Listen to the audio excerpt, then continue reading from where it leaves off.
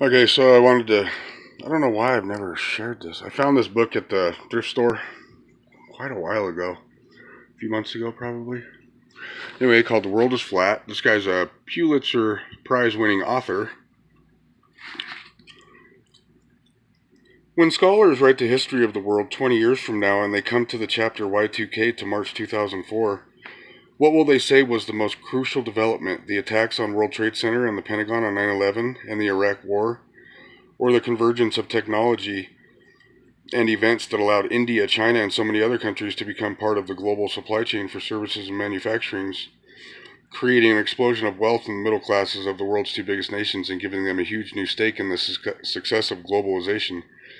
And with this flattening of the globe, which requires us to run faster in order to stay in place, that makes total fucking sense. Has the world gotten too small and too fast for human beings and their political systems to adjust in a stable manner? These are like three of his other books. I guess they're like kind of all one fucking big story. Well, from Beirut to Jerusalem. The world's flat. You got 2005. And you got contents. How the world became flat. 1. While I was sleeping. 2. The 10 forces that flattened the world. Flattener 1. Whatever, open sourcing, outsourcing, offshoring, supply chaining, insourcing, informing, the steroids, the triple convergence, the great sorting out. Developing countries in the flat world, companies and the flat world, geopolitics in the flat world, conclusion, imagination. Oh, isn't that nice? Fucking horse. Your Highness, as Catholic Christians and princes who love and promote the holy Christian faith, and are enemies of the doctrine of Muhammad and all of idolatry and heresy, determined to send me, Christopher Columbus, to the above-mentioned countries of India, to see the said princes, people, and territories, and to learn their disposition and the proper method of converting them to our holy faith, and furthermore directed that I should not proceed by land to the east as it is customary, but by a westerly route, in which direction we have hitherto no certain evidence that anyone has gone.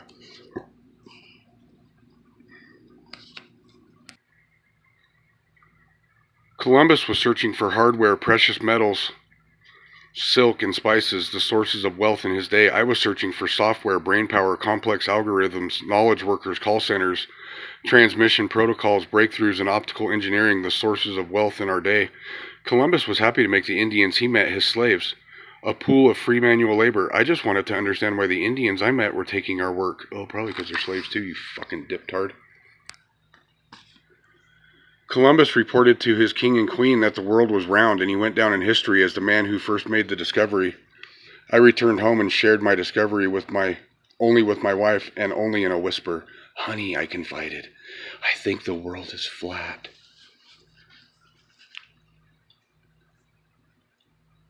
Once you enter the gates of Infosys, though you are in a different world, a massive resort-sized swimming pool nestles amid boulders and manicured lawns adjacent to huge putting green. There are multiple restaurants and a fabulous health club. Glass and steel buildings seem to sprout up like weeds each week. In some of those buildings, Infosys employees are writing specific software programs for American or European companies. In others, they are running the back rooms of major American and European-based multinationals. Blah, blah, blah. Outsourcing is just one dimension of a much more fundamental thing happening today in the world. Whoever explained what happened over the last few years is that there was a massive investment in technology, especially in the bubble era when hundreds of millions of dollars were invested in putting broadband connectivity around the world, undersea cable, all those things. Fucking horseshit. We were sitting on the couch outside of the office, waiting for the TV crew to set up its cameras. At one point, summing up the implications of all this, he uttered a phrase that rang in my ear. He said to me, Tom, the playing field is being leveled. He meant that countries like India are now able to compete for global knowledge. Blah, blah, blah. What Nandan is saying, I thought, is that the playing field is being flattened. Flattened? Flattened. My God, he's telling me the world is flat. Here I was in Bangalore, more than 500... God damn it. More than 500 years after Columbus sailed over the horizon using the rudimentary navigational technologies of his day, and returned safely to prove definitively that the world was round. And one of India's smartest engineers, trained at his country's top technical institute and backed by the most modern technologies of his day, was essentially telling me that the world was flat. As flat as that screen on which he can host most meetings of his whole global supply chain. Even more interesting, he was citing this development as a good thing. In the back of that van, I scribbled down 4 words in my notebook: the world is flat. But contemplating the flat world also left me filled with dread. Professional and personal. My personal dread derived from the obvious fact that it's not only the software writers and computer geeks who get empowered to collaborate on work in a flat world. It's also Al-Qaeda and other terrorist networks. The playing field is not being leveled only in a way that draws in super empower a whole new group of innovators. It's being leveled in a way that draws in and empowers a whole new group of angry, frustrated, and humiliated men and women. The 10 forces that flatten the world.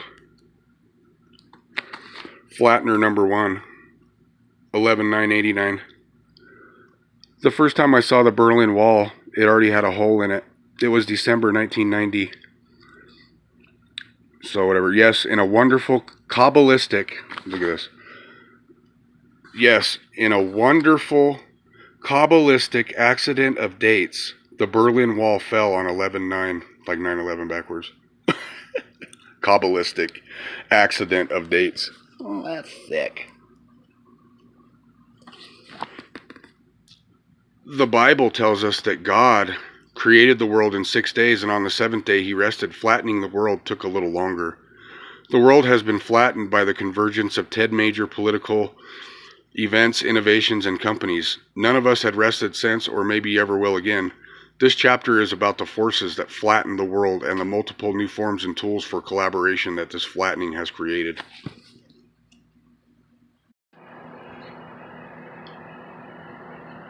I struggled over what to make of this scene. I don't want to see any American lose his or her job to foreign competition or to technological innovation.